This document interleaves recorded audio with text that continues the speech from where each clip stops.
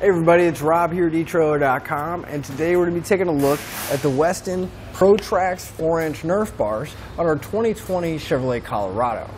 Now here's what our Nerf Bars are going to look like. These are going to be cab length bars, so they are going to span all the way from the front of our wheel well all the way to the back of the cab.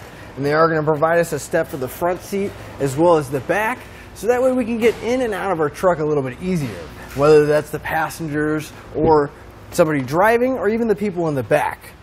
Because let's face it, the truck may not be that high, but to lift your leg up, especially if you got back problems or leg problems, that's a pretty high step to reach your foot up. So this is going to be a lot easier to get in and out. Not going to have to lift it anywhere near as high to get into the truck, and the tread's going to make sure that we're not going to slip when we're getting in. And that's another small thing that a lot of people don't think about, is when you don't have any kind of step on your truck, you end up kind of rolling out. Like I am right now, you just kind of reach out and you kind of slide off the seat. Well, over time, the bolster on your seat is going to start to wear down, the cushion's going to start to break down, and you're going to lose all that support here. I can tell you from personal experience, I don't have running boards on my own truck, and my own seat is starting to do that. But if you have running boards, you can see you're not putting quite as much pressure on there, and you can properly step out of the truck, make sure you have a secure grip, and you're not sliding out that way. And aside from actually assisting us getting in the truck, Nerf bars and running boards are going to serve an aesthetic look as well.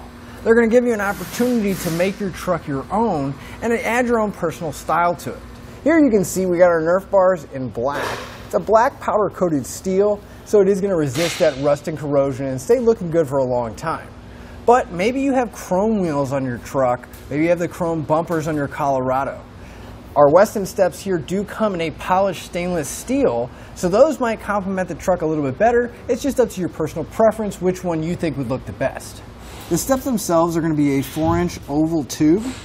So we're going to have a good amount of space to put our foot on, make sure we can get in and out safely, and the pad that we're going to be using to step on is going to be the full width of the board. So we're going to have a full 4-inch pad there. A lot of steps do come in smaller, more narrow things, about 3 inches wide, so this way you can make sure you can get at least the majority, if not all, your foot on there.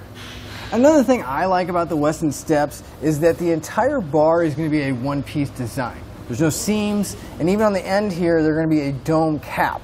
So don't got to worry about water getting on the inside and rust and corrosion building up from the inside out. And the other thing is I kind of like the look where it does not curve in. Gives it more of an aggressive look rather than an integrated look where some of the steps it might curve in and go underneath the body. It does have a clean look to it. It looks real finished, but I like this because it gives it a little bit more of an aggressive off-road type look. Now, as far as the installation goes, it's extremely straightforward. There's no cutting, there's no drilling, and there's actually no permanent modifications you need to do your truck in order to get these installed. Down the road, you decide to sell your truck, you could easily remove these with no permanent change. But now that we've seen what our boards look like and gone over some of the features, let's go ahead and go through the installation process together so you can have the confidence to do it at home. To begin our installation, we want to park our Colorado on a nice flat level surface. If you've got room in your garage, that'd be a good spot to park it, just so we're not out in the elements. I realize most of you don't have a lift at home and you're not really going to be able to do it the same way I am, so we're going to take that opportunity to install them with this on the ground just like you'd be doing at home. So the first thing we want to do is we want to come to the back of our cab and we're going to come right underneath, right at the rocker panel at the very back here. The very back of the cab here, on the inside of that rocker panel, we're going to have a hole and a rubber plug.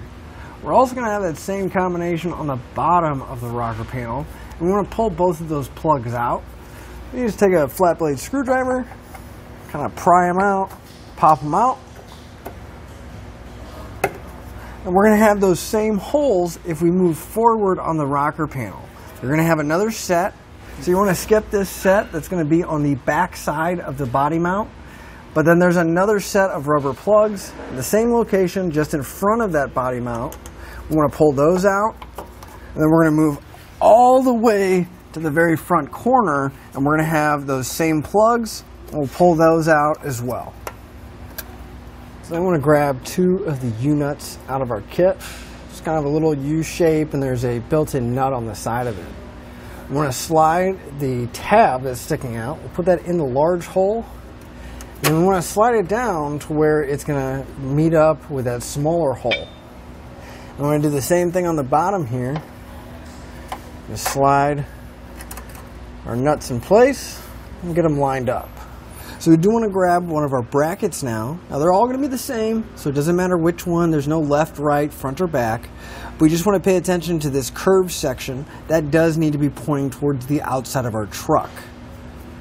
The flat section will meet up with the U-nuts and the one on the bottom as well. So then we can grab the hardware. You're going to have a couple different bolts in your kit, but you want to grab the yellow zinc coated bolts. There'll also be a lock washer and a flat washer.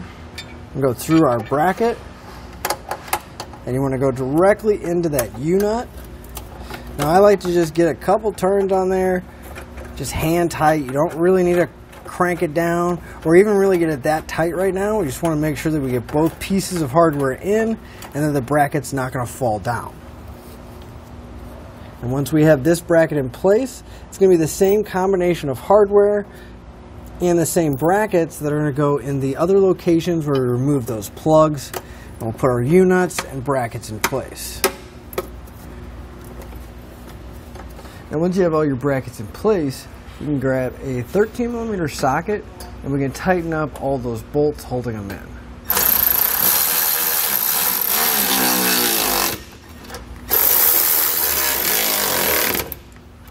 We're going to go back and tighten up all the other brackets as well. So I'm going to grab our bracket covers. Now if we look on the inside, see where it's kind of got this channel. We have several holes going through the middle. That's going to line up with our bracket in these two slotted holes here. We want our bracket to slide right in that channel.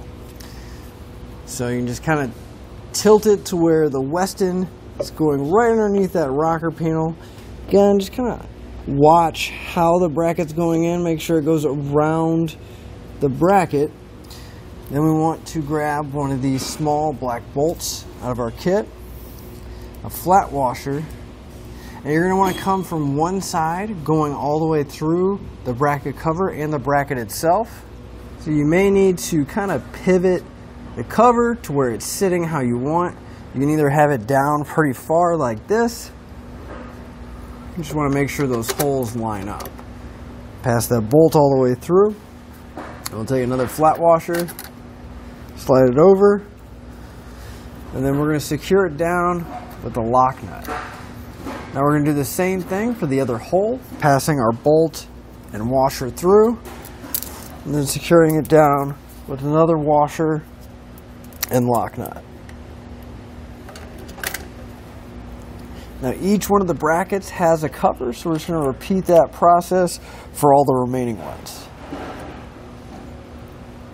And once you have your covers in place, you're going to grab a 10mm socket and wrench. I will let you know it's a little bit tight in there because it's in between the bracket and the cover, so you may need to use a shallow socket or potentially just use a ratcheting wrench and a normal wrench. We want to tighten up those bolts so those brackets are nice and snug.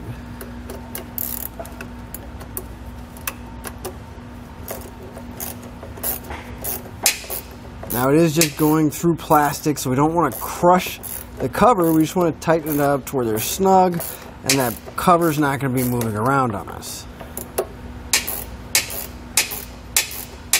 Then we can grab our steps now. Now they are going to be labeled in your box, but in case that sticker came off or for whatever reason they're not labeled, the easiest way to tell which one's the driver and the passenger side is if we look at the back of our bar here, we can see that one of the mounting locations is almost at the very back because there's not that much bar after the mounting locations. But if we move forward on the bar to the front section, we can see that we have a couple mounting points right by the step pad. Now that's going to be the front. So once you figure out which one is the front, you can almost already know that you have the passenger driver's side. But we're going to take those mounting holes on the bottom. We're going to get them real loosely lined up. Just make sure you're close to lining up with your brackets. You want to get your hardware ready. We're going to have some Allen bolts in your kit.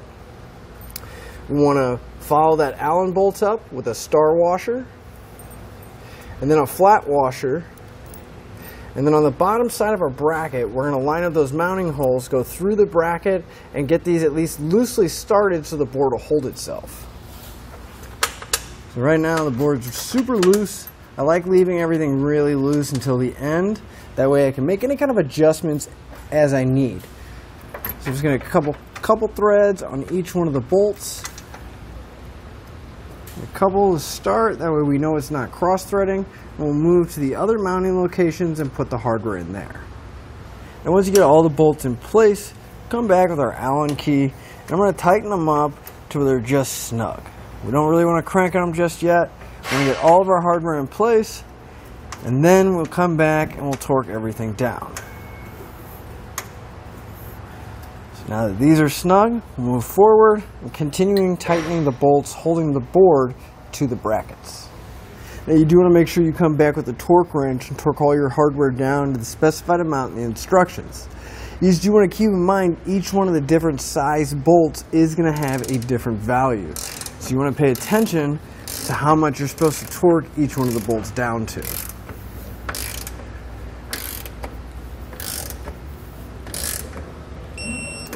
Well, we're going to go back and repeat that for all of our remaining hardware. But once you get all those bolts torqued down, you're going to move to the other side and install the other side of the board. It is going to install the exact same way in the same mounting locations with the same hardware. But again, I'm Rob here at etrailer.com. That'll finish up your look at the Westin Protraxx 4-inch Nerf bars on our 2020 Chevrolet Colorado.